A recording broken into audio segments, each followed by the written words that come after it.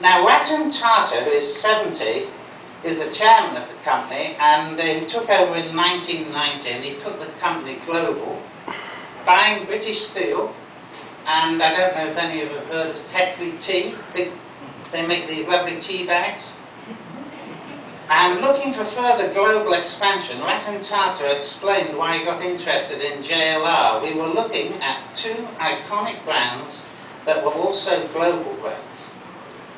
Our plans are not to tinker with the brands in any way.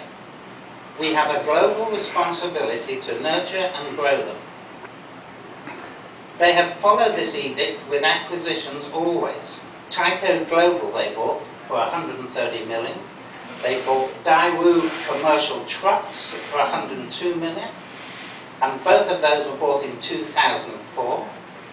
They bought the Ritz-Carlton Hotels for 170 million. We've got to have somewhere to stay.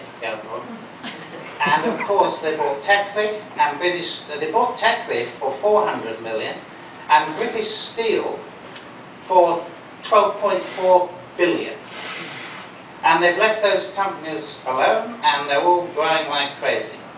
Now, Tata also have a wonderful relationship with Fiat, and therefore they have a relationship with Ferrari. And I understand from the press that both those companies, Ferrari and Fiat, are very interested in the technologies of Land Rover and Jaguar. So I think it looks good for their future. Tata, one thing Tata did do when they were doing the negotiations, and they were the only people who did it, is they got with the unions. It's called Unite. The union is called Unite. And they talked to the unions, and they promised them there would be no layoffs. And that was a big point why the unions endorsed Tata taking over. Not many people these days say there will be no layoffs. There will be no layoffs, and they're not going to mess around, okay?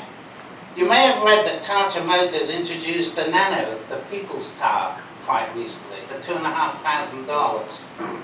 And of course, if you ever go to India, you'll find that most people are riding bicycles or in rickshaws. There's terrible poverty in India, it really is. You come out of the airport and there's just people everywhere, lying in the streets. But I understand it's nearly 20 years since I went there, but it was appalling. The poverty was appalling at the time.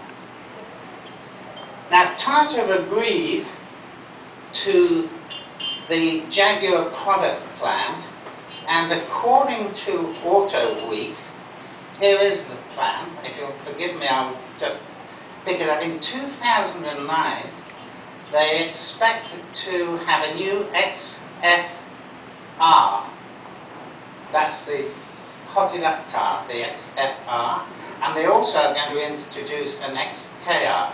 Now, when we say 2009, we really mean 2008, because we call the cars 2009 models. So, and they also, the XJ8 is getting a facelift. In fact, it's already been done. In 2010, they have the Jaguar XJ. This is going to be a new overhaul of the Jaguar flagship, with styling inspired by the XF. In 2011, they're going to do a lot with Land Rover, and in 2012, they are going to build the F-type sports car. Now, as you all know, the Jaguar already have a sports car, the XK, but it's up in the $90,000 to $100,000 range. And the F-type is going to be more like $50,000. This was the car that was on the stocks when Jaguar, when Ford walked into Jaguar, and they thought the main priority was to get the manufacturing right, and so they cancelled the project, which I think was about the biggest mistake that Ford made. Because as we've said many times, BMW came in with that ugly little sports car that they sent thousands of, and took the market away. Wayne Tubbs is grinning at the back there because you can see lots of business with these beautiful sports cars, redoing them in about 20 years' time. That was It was the car of the year in 2000, and that is the front cover of the Auto Week in 2000. It's got the words up there, "Yeah, baby." Beautiful car, just gorgeous. I actually have a model of it here. If you'd like to open that back box and kindly extract the... It won't be a bang, I promise.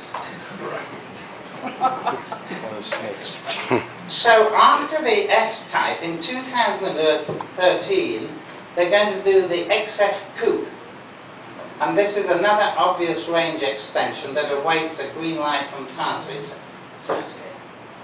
In 2014, there will be the new Jaguar XF. In other words, the car that I have sitting outside will be replaced.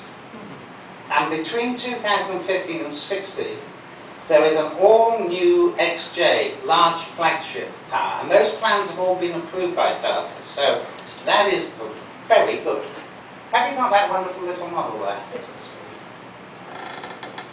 I love playing with all these models, you see. While you're doing that, is Tata going to get Jaguar back in Formula 1? It's never been mentioned, to my knowledge. Oops. Force India now.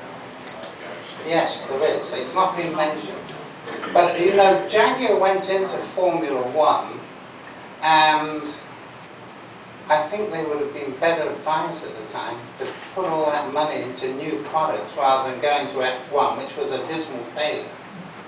And of course, the biggest problem Ford had is they changed the management every 5 minutes. So, you know, I lived my life working for an American company, and I learned very quickly that the way to get on was, if there's a problem, fire the guy one down, and when the chairman said, you know, we've got a problem, he said, take care of that, stop. Whether it was right or wrong, that was what you did. There is the the F-Type. It's, you really can't see it. I pass it round, but it's so delicate that I would be... But you can see it's a very beautiful little car. I'll put it on here. It's a very beautiful.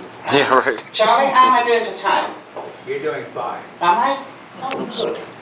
So that's the end of the product. Of course, as you've heard, no doubt, and read, that all new Jags will have sat-nav. Nobody gets it. Nobody. Sat-nav? GPS. Sat-nav. Sat-nav, Michael. Get it? GPS. Sat-nav, okay. Well, they're also going to have just one interior color. Tandoori. Oh, I got the sat-nav Indian now. food did. What is it? Sat-nav? No, sat-nav. Sat-nav. Naan-bread. Well, sat-nav. Satellite navigation.